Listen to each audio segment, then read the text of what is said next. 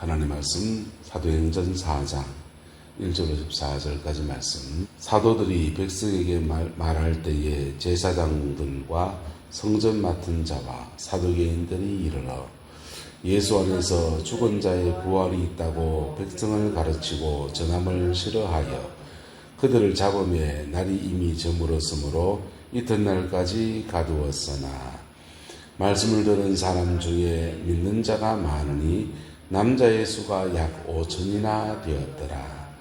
이튿날 관리들과 장로들과 서기관들이 예루살렘에 모였는데 대제사장 안나스와 가야바와 요한과 알렉산더와 및 대제사장의 문중이 다 참여하여 사도들 가운데 서고 묻되 너희가 무슨 권세와 누구의 이름으로 이 일을 행하느냐?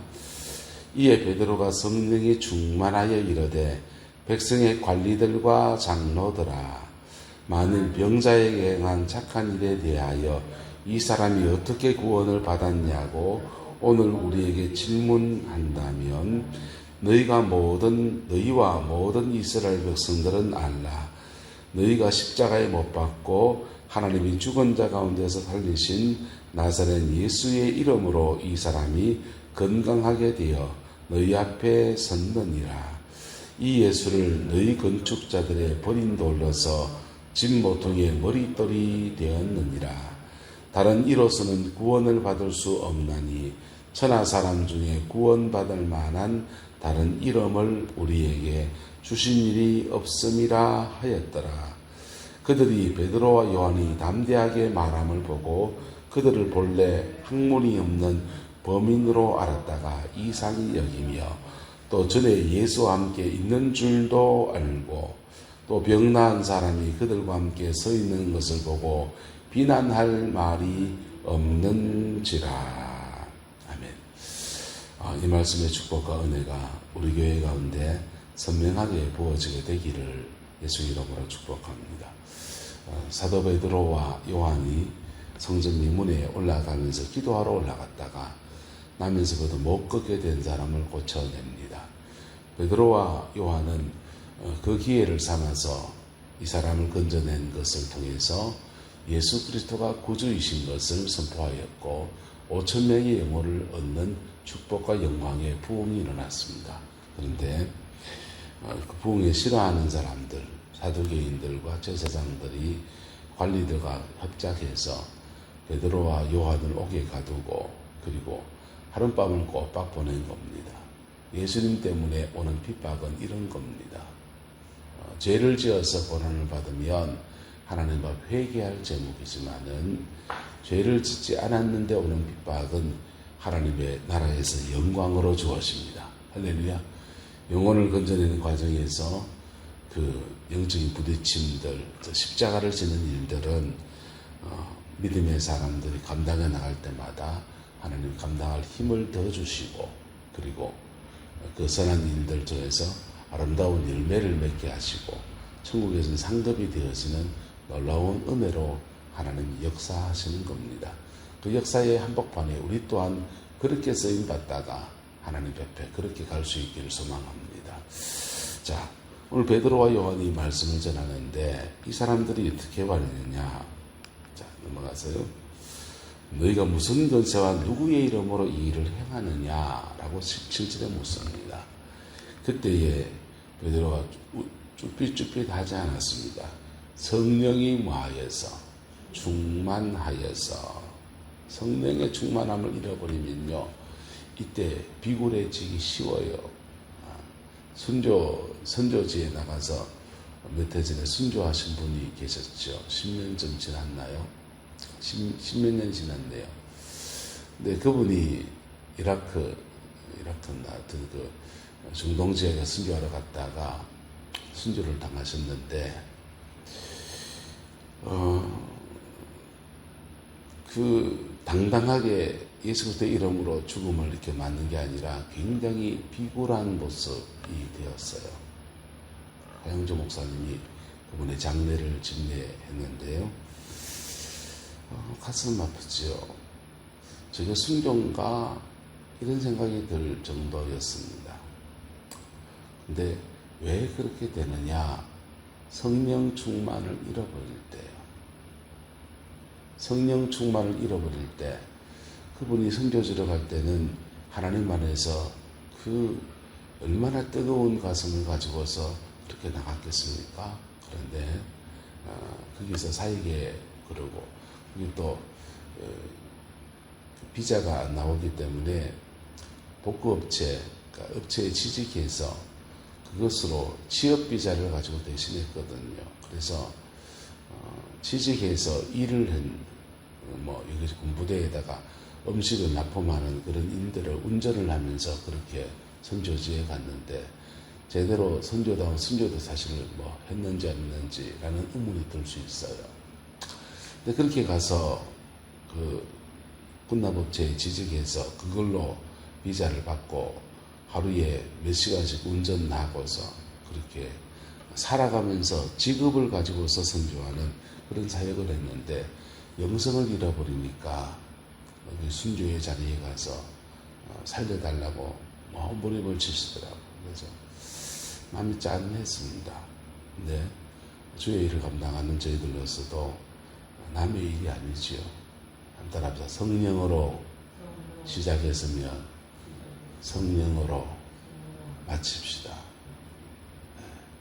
한국교회 목회자들이 신학교 들어갈 때 잘 먹고 잘 살아야지 이렇게 신학교 간 사람은 100명에 1명이 될까 또래이나 그렇지 없어요.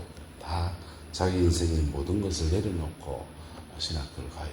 그런데 이 세계에 들어와서 주의 일을 감당하면서 본질보다 그런 거 하다 보면은 어느새 아이도 자라고 하다 보면은 그만 비본질적인 것에 자기가 빠져들어 버립니다. 그래서 나이가 들어서 추해지는 사람들이 목회자들 중에서 더러 많이 계시고 그래서 저분은 정말 너무 귀한 분이었는데 그런 분도 참 있습니다. 그래서 늘 주님의 성령의 충만함을 가지고 회복하는 은혜가 있게 되기를 예수 이름으로 축복합니다. 오늘 베드로는 말합니다. 감옥 안에서 하룻밤을 헛되이 보내지 않은 겁니다. 그 병자를 고쳐낸 데 대해서 승리에 취해서 말한 말이야. 내가 이렇게 고쳐냈다고 하는 교만함에 떨어지지도 않았습니다. 그리고 그 밤을 감옥에 갇힌 절망의 시간 어떠면 어떻게 될지 모르지 않습니까? 지하의 감옥에 그 감옥들이 옛날 감옥들은 아주 열악한데 그 감옥에서 하룻밤을 그냥 헛되이 보내지도 않았습니다. 기도하고서 하나님 임재 앞에 머물렀더니 그가 관리들 앞에 섰을 때 성령에 충만했다는 겁니다. 할렐루야. 그랬더니 베드로 안에서 주의 성령이 말씀하시기 시작합니다. 그리고 말하는데 병자에게 행한 착한 일에 대하여 이 사람이 어떻게 구원을 받았냐고 오늘 우리에게 질문을 한다면은 너희와 모든 이스라엘 백성들은 알라. 너희가 십자가에 못 박고 하나님이 죽은 자 가운데서 살리신 나사렛 예수 그리스도의 이름으로 이 사람이 건강하게 되어 너희 앞에 섰느니라 라고 말했습니다. 지금 이 자리가 어떤 자리입니까? 예수님이 유대법정에서 사형언도를 받고 죽일 자라고 그렇게 했는데 그들이 자기 손으로 죽이면 그냥 백성들의 민심에서 그렇게 되니까 빌라도에게 공을 넘겨서 그렇게 죽이기로 결단했던 장소 바로 그 장소입니다. 바로 그 장소고 베드로와 요한이 베드로가 예수님을 3번 부인했던 바로 그 성전 안입니다. 그런데 성령의 충만함을 유지했더니 그 성령 충만함 가운데 오히려 그때에 복음을 전하고 있는 것입니다. 너희가 십자가에 죽이 못 받고 십자가에 죽으시고 부활하신 예수 그리스도가 이렇게 하지 않고 너희가라고 말하고 있습니다. 너희가 그 사람들이거든. 너희가 십자가에 못 박고 근데 하나님이 죽은 자 가운데서 살리신 나사렛 예수 그리스도의 이름으로 이 사람이 건강하게 되어 너희 앞에 섰느니라 라고 말했습니다. 할렐루야. 복음을 확실히 전하고 주님이 십자가에 죽으심과 부활을 증거한 겁니다. 예수님의 부활 사건은 좀 아이러니예요. 주님이 부활하셔서 안 믿는 사람을 찾아다니지 않았어요. 주님은 부활하셔서 자기를 믿는 사람들을 찾아다녔습니다. 그리고 막달라 마리아, 베드로, 12제자, 500여 문도 다 예수 믿는 사람들입니다. 안 믿는 사람들에게 현연하지 않았습니다. 그래서 제사장들과 이런 분들은 예수님의 부활 사건을 직접 보진 않았습니다. 그저 무덤에서 천사들이 돌을 옮길 때 로마의 군병들이 놀라서 도망갔다가 돈 주어가지고는 그 훔쳐갔다 캐라 라고 말한 거, 정황 증거들만 보았습니다. 근데 지금 말하는 겁니다. 너희가 십자가에 못 박고 하나님이 죽은 자 가운데 살리신 나사렛 예수 그리스도의 이름으로 이 사람이 건강하게 되어 너희 앞에 섰느니라 라고 말하고 있습니다. 이 부활을 그들이 믿어야 될까요? 믿을 수 있을까요? 무엇으로 믿을 수 있습니까? 예수 그리스도의 이름이 지금 역사하고 있는 것. 할렐루야. 예수님의 이름이 지금 역사하고 있고 이 지금 나면서부터 그 못 걷게 된 사람이 지금 정말 걷고 있는지 확인하고 집에 가서 찾아보고 그리고 검증해보고 야 정말 예수가 다시 살아났구나 또는 정말 예수가 진짜였구나 이렇게 정황정도들로서 그들은 진실하게 진지하게 탐구해 들어가면 예수 그리스도가 어떤 분인지 알게 되었습니다. 근데 이들이 말합니다. 또 예수님에 대해서 이렇게 말합니다. 너희 건축자들이 버린 돌이었다. 너희가 이거 돌 못 쓰겠냐? 버린 돌이었다. 그런데 그 돌이 진 모퉁이의 머릿돌이 되었다. 라고 했습니다. 할렐루야. 모퉁이의 머릿돌이 뭡니까? 옛날에 집을 지을 때 나무 기둥으로 집을 지으면 나무가 썩기 때문에 그 밑에다가 반드시 뭘 고냐? 돌을 곱니다. 돌을 고아서 나무가 들어갈 만큼 동그랗게 파든지 사각지게 파든지 해서 나무가 꽉 끼어지게 하고서는 그 위에다가 요만치 돌을 파고 돌을 그 기둥을 삼고 구멍을 요만큼 파서 돌을 그 돌 위에다가 나무를 얹어요. 그리고 기둥 세웁니다.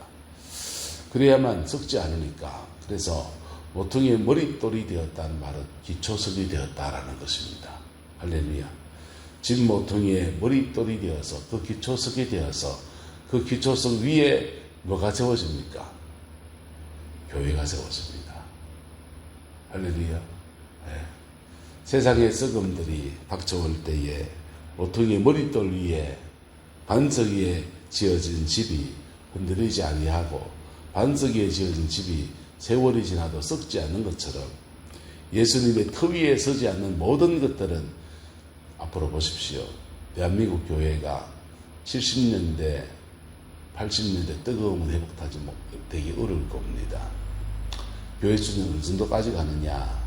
제 짐작과 예상에는 6.25 전쟁 이전 정도 되면 양호합니다. 6.25 전쟁 이전 정도. 대한민국 인구 중에서 5% 내지 10% 복음화가 그 정도 되고 5% 밑으로 떨어지면 미전도 종족이에요. 그 정도 떨어질 수 있습니다. 외정치하의 기독교인 수준 정도. 소수 종교로 될 겁니다. 그리고 불교나 다른 종교도 마찬가지입니다. 비종교화, 지금은 종교를 가지지 않는 시대, 그런 시대이기 때문에 대한민국 안에 종교인의 퍼센티지가 한 15% 정도 될 거고 그 중에 기독교인의 퍼센티지가 5% 6% 정도 이렇게 될 수 있습니다. 근데 그 무너지는 터들이 뭐냐? 진짜 복음에 서지 않는 교회들. 지금도 진짜 복음에 세워진 교회들은 일어나고 있습니다. 진짜 복음에 서서 성령의 능력에 서 있는 교회들은 지금도 일어나고 있습니다. 우리 교회가 그 교회가 되어지게 되기를 주님의 이름으로 소망합니다. 유럽 교회가 무너졌고요. 미국 교회가 줄줄이 문 닫습니다. 문 닫던 교회들 이민 한인교회들이 사가지고 예배드리고 세를 내서 예배드리고 하다가 한인교회들도 무너지니까 이제 그 살 데가 없어요. 곧 저거 예배당 건물이 공간이 넓잖아요. 카페가 되든지 술집이 되든지 음식점이 되든지 공연장이 되든지 이런 걸로 용도 변경돼서 막 매물로 나오는 그런 시대에 가고 있습니다. 대한민국 교회도 지금 마찬가지입니다. 교회가 문 닫으면 이 교회를 신천지나 이단이 자꾸 사요. 경매로 나온 거는 누구나 살 수 있으니까. 지금 심각한 시대입니다. 근데 그 어려움을 겪는 교회들의 특징은 교회 건축하다가 그런 것도 있고, 분주 때문에 그런 것도 있고, 신천지가 들어와서 그런 데도 있고. 근데 가장 큰 문제는 복음의 본질에서 이탈해지기 때문에 그렇습니다. 피 묻은 십자가의 복음의 본질에 세워지는 모퉁이의 머릿돌 위에 세워지는 교회, 우리 내남 제일교회의 길을 소망합니다. 자, 그리고 유명한 말씀을 합니다. 다른 이로서는 구원을 받을 수 없나니 천하 사람 중에 구원받을 만한 다른 이름을 우리에게 주시니 없음이라 말합니다. 같이 읽어 시작. 다른 이로서는 구원을 받을 수 없나니 천하 사람 중에 구원받을 만한 다른 이름을 우리에게 주신 일이 없음이라 하였더라. 다른 이름으로 구원받을 수 없다는 겁니다. 예수 이름 앞에 속죄가 있고 그 속죄가 인류의 죄를 사하는 겁니다. 세상에 많은 현자들이 있어요. 지혜자들이 있습니다. 그 지혜자들은 주로 가르치는 것이 삶을 살아가는 원리들을 가르쳤습니다. 마음을 비우고 살아라. 인애롭게 자비를 가지고 살아라. 이런 것들이 공자님의 가르침이고 석가모니 스님이 가르치고 철학자들의 가르침입니다. 인문과학이 가르치는 윤리적의 모든 덕목은 이렇게 살아라 합니다. 그렇게 사는 게 나쁜 줄 누가 모릅니까? 다 좋지요. 그런데 그렇게 살아갈 힘이 우리에게 없고 그렇게 살아온 지난날의 삶을 씻어야 되는데 씻는 길이 없는 겁니다. 예수님의 보혈은 지난날 잘못 살아간 것을 씻어내는 놀라운 하나님의 은혜입니다. 그래서 다른 이름으로서 구원을 얻을 수 없는 것입니다. 그리고 그 씻음 받은 자에게 성령을 주셔서 성령 안에서 그렇게 살아지도록 도우십니다. 우리가 뭘 유지하면 성령 충만함을 유지하면 우리가 그렇게 살아지게 되어 있습니다. 이게 성령 안에서 주어지는 은혜예요. 근데 성령의 역사가 은사주의로 가면 병 고치고 치유하고 귀신 쫓아내고 은사주의로 가면 성령을 받아서 그 말씀 붙들고 살아내야지라고 하지 않고 그 말씀 붙들고 그 성령 받아서 능력을 행하고 병자를 고치고 그런 것으로만 치중하게 됩니다. 그리고 그래 고친 사람들에게 돈이나 내놔라 이래 됩니다. 그러면요 자라나지 않아요. 정말 복음의 본질에서 이탈하는 무속진앙이 되어져 버리는 겁니다. 다른 이로서는 구원을 받을 수 없나니 천하 사람 중에 구원받을 만한 다른 이름을 우리에게 주신 일이 없음이니라. 할렐루야. 이 말씀의 역사 앞에 겸비해지는 은혜가 있게 되기를 예수 이름으로 축복합니다. 여기에서 제사장들이 질문을 던져주셨습니다. 우리는 성전에서 번제를 드리고 있는데 이 번제가 죄를 사하지 못한단 말이야. 지금 모세 이후로 지금까지 계속 번제를 드려온 것이 다 헛거냐? 라고 질문할 수 있습니다. 그 질문에 답한 것이 히브리서입니다. 그 질문에 답한 것이 히브리서예요. 히브리서는 말합니다. 염소와 황소와 그 짐승들의 피가 죄를 사한 것이 아니고 죄를 기억나게 했다는 것입니다. 제사가 헛된 것이 아니라 그 제사를 통해서 죄를 기억나게 했다는 거예요. 왜 기억나게 하느냐? 내가 안수한 짐승이 죽습니다. 그때 사람은 동일시를 느껴요.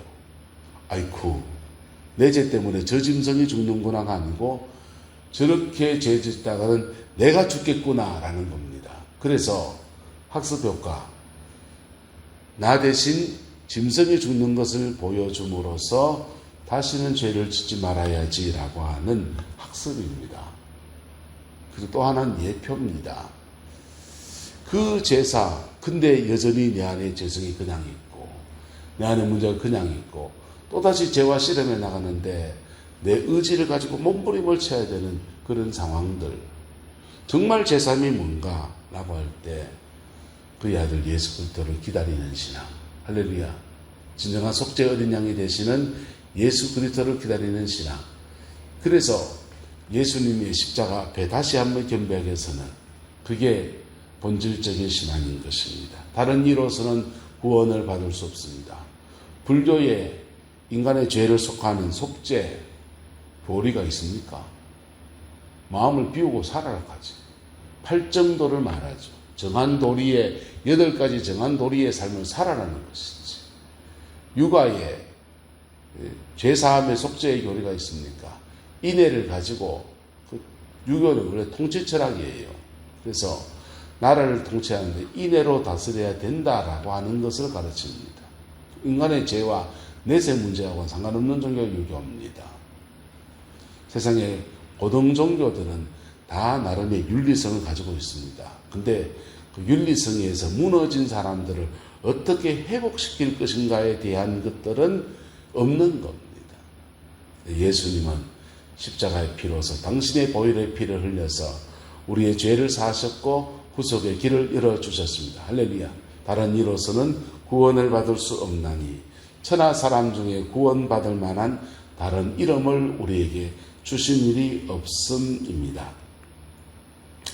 근데 그들이 말합니다. 답변합니다.